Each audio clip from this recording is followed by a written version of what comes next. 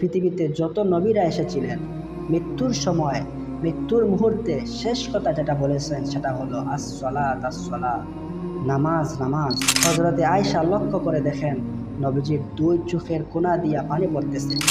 আবু বকর রাদিয়াল্লাহু তাআলা আনহু বুঝতে পেরেছেন এই পৃথিবীর সব সম্পদ তো আল্লাহ নবীজিকেই দিতে চেয়েছিলেন। আল্লাহর নবী হযরত মুহাম্মদ সাল্লাল্লাহু আলাইহি সাল্লামের জীবনের শেষ নামাজ তিনি জামাতে আদায় করেছেন। জীবনের শেষ নামাজটাও তিনি জামাতে আদায় করলেন।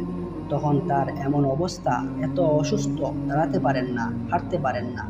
দুইজন সাহাবীর কাঁধের উপরে ভর করে তারপরে বহু কষ্ট করে মসজিদে গিয়ে নামাজ আদায় করেছেন। খুতবা দিয়েছেন। খুতবা দিতে গিয়ে বললেন, আজ থেকে মসজিদে নববীর চতুর্দিকের সকলের দরজা বন্ধ হয়ে যাবে, শুধু আবু বকরের দরজা খোলা থাকবে। নবীজি আরও বললেন, আল্লাহ রাব্বুল আলামিন এই পৃথিবীতে তার এক বান্দাকে জাগতিক সব সম্পদ দিতে চেয়েছিলেন, কিন্তু সে বান্দা সব জাগতিক সম্পদকে উপেক্ষা করে তার মাবুদের সঙ্গে দেখা করা বেশি পছন্দ বা বেশি জরুরি মনে করেছিলেন। এতটুকুন কথা নবীজি বললেন, কেউ কিছু বুঝলো না। হযরতে আবু বকর রাদিয়াল্লাহু তাআলা আনহু নবীজির এই কথা শুনে কাঁদতে কাঁদতে অস্থির হয়ে যাচ্ছেন। সাহাবীরা চিন্তা করলেন নবীজি কার না কার কথা বলেছেন, তাতে কান্নার কি আছে। বয়োবৃদ্ধ সাহাবী, জ্ঞানবৃদ্ধ সাহাবী আবু বকর রাদিয়াল্লাহু তাআলা আনহু বুঝতে পেরেছেন এই পৃথিবীর সব সম্পদ তো আল্লাহ নবীজিকেই দিতে চেয়েছিলেন, কিন্তু তিনি সমস্ত সম্পদকে উপেক্ষা করে তার মাবুদের সঙ্গে দেখা করার জন্য প্রস্তুতি নিয়েছেন। তার মানে হলো আল্লাহর নবী বিদায় হয়ে যাবেন, আমরা নবী থেকে এতিম হয়ে যাব। নবীজি ঘরের মধ্যে প্রবেশ করলেন। প্রচণ্ড জ্বর এলো। এই প্রচণ্ড জ্বর নিয়ে তিনি শুয়ে আছেন, কখনো বেহুশ কখনো হুশ। এর মধ্যে এশার আজান হয়ে গেল। সাহাবীরা বহুক্ষণ অপেক্ষা করে হযরত আবু বকরের ইমামতিতে নামাজ শুরু করলেন। নবীজির হুশ এলো।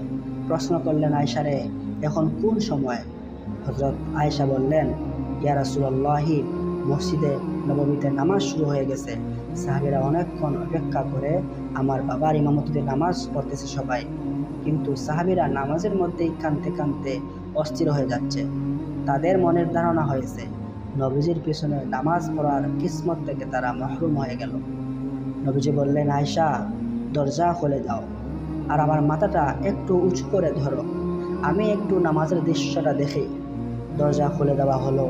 নবীজির মাথা উঁচু করে ধরা হলো। নামাজের জামাতের দৃশ্য দেখে নবীজি আবার শুয়ে পড়লেন।